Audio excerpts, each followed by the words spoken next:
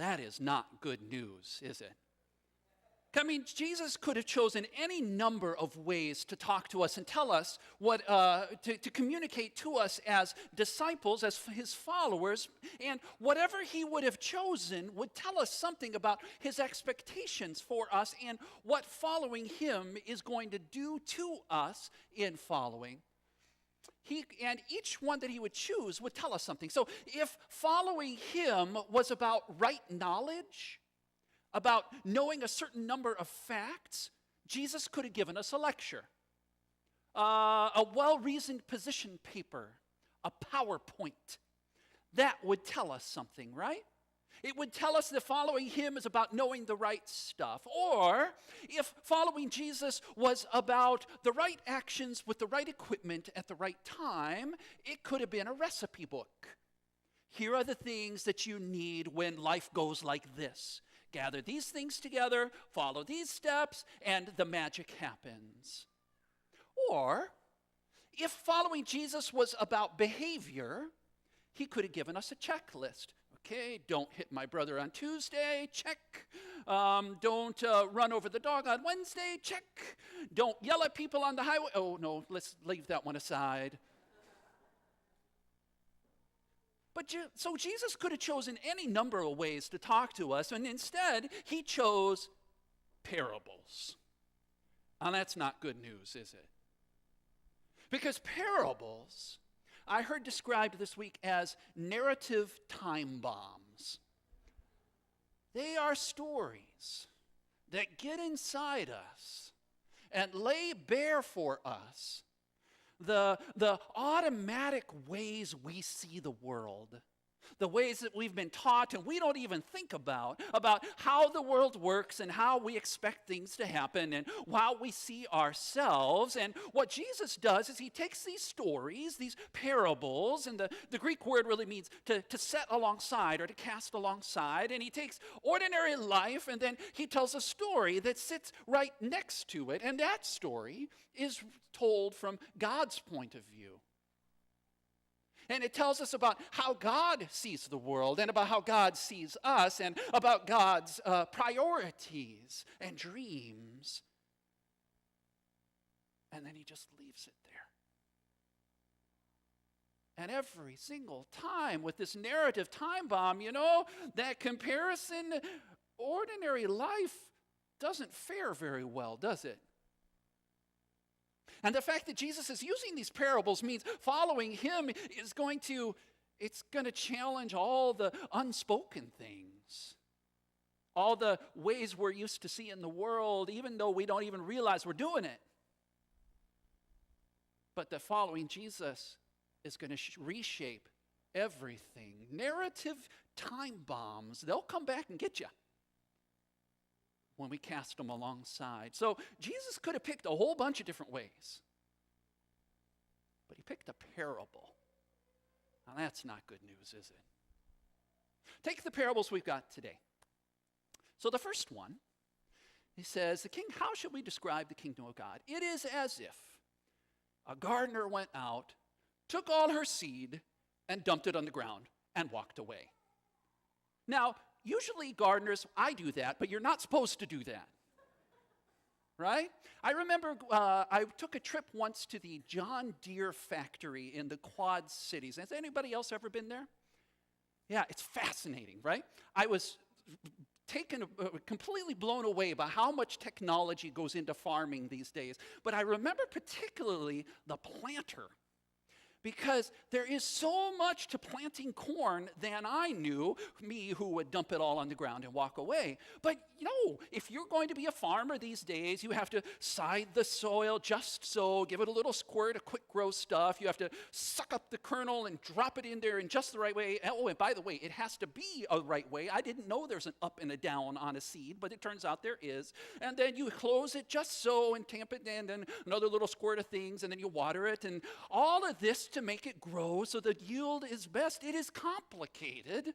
You don't just take corn and dump it on the ground. And yet, Jesus says, this gardener has things grow. And she doesn't know how. She walks away, and yet the earth produces automatically. The Greek word says automatically. Of itself, it just does, and she doesn't know how. And you hear this parable, this cast alongside this narrative time bomb, and I ask you, where's the room in this for our hard work? If we dump it on the ground and it grows anyway, where do we get to look good? Where's all the spritzing and the training and the hoeing and the weeding and the herbicides and the pesticides and all the things that we do? And yet, Jesus says, that's what God's kingdom is like. It grows on its own.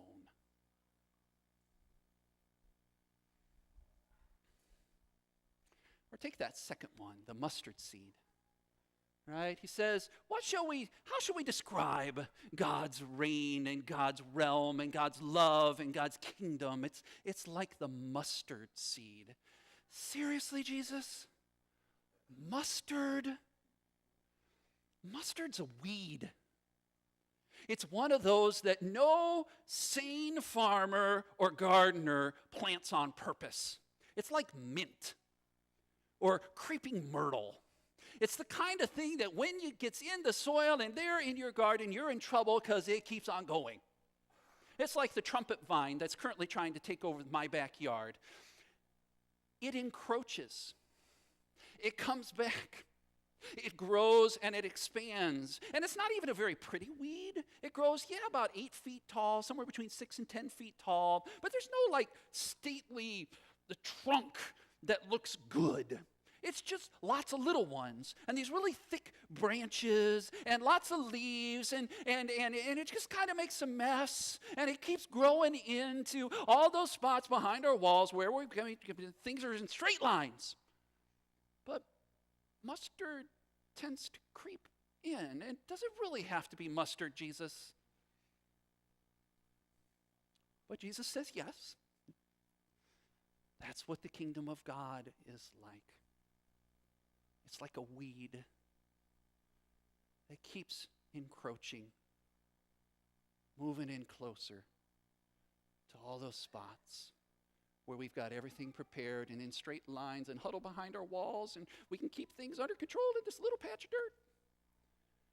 And he says it's like that. It's like a weed. Now, Jesus is telling a joke here.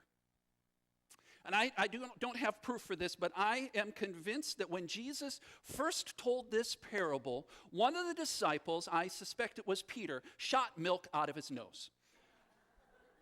Because the setup is perfect.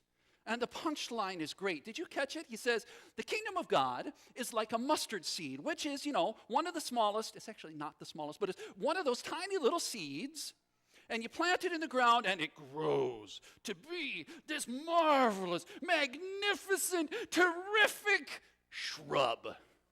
Did you catch that? It's a bush. It is not magnificent, and it's not marvelous, and I would much rather be compared to a giant oak tree, thank you. would expect God's magnificence to sound like a redwood that grows out in exotic California. I would expect something that would be shapely, and it's mustard. It's a shrub that keeps growing where you don't want it. And Jesus says, yes, just like that.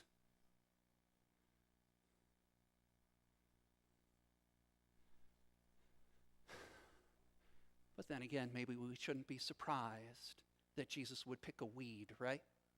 For his narrative time bomb. Jesus has always been the one out at the weedy fringe. Jesus is the one who, instead of being born in a palace, his first bed was a manger, who was an immigrant and a refugee running from a tyrant who wanted to use him for negotiating leverage. He had to run away from soldiers and their tramping boots. Instead of being someplace dignified like the synagogue, he chose homeless. And for his disciples, he picked fishermen and tax collectors. Look at the people that Jesus hung out with. I mean, welcoming hookers, hugging lepers, washing the feet of Pharisees. Jesus was hanging out with all the weediest people. So why would we be surprised that he'd point to a weed and would say, just like that? No, Jesus really could have talked to us in any number of ways, couldn't he? And that would tell us something. If it was about knowing the right stuff, that would be pretty easy. We could study. If it was about doing the right magical actions at just the right time, we could have a cookbook for that. If it was about behaving a certain way, to be a checklist. But he chose parables. And in this parable, it's a weed that gets in everywhere you don't want it.